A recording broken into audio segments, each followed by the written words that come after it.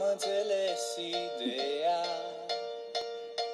Ai risipit iubirea pe un dobitor. Ești naibit din casă,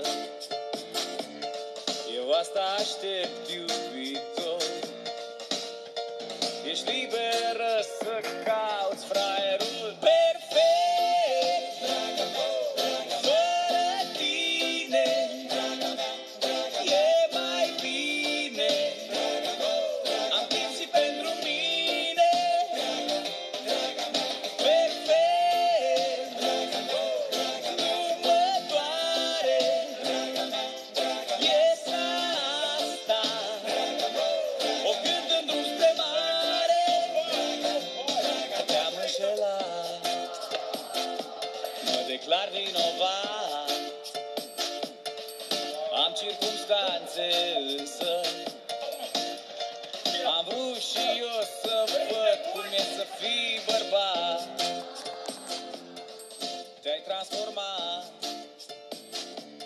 în instanță morală, dar ai uitat.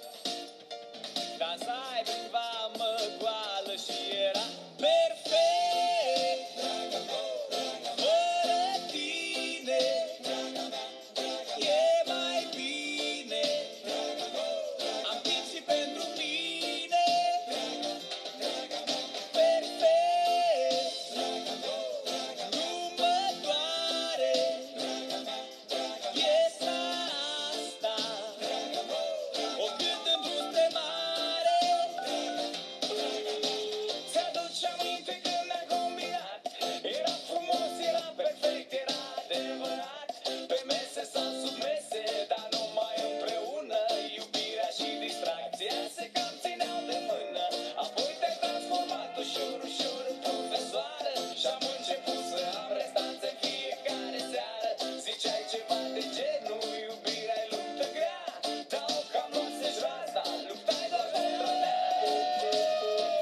Acum sunt singur în mașină, dar nu e supărare, decât premiant în închisoare. Mai bine repetăm în drum spre mare. Perfect.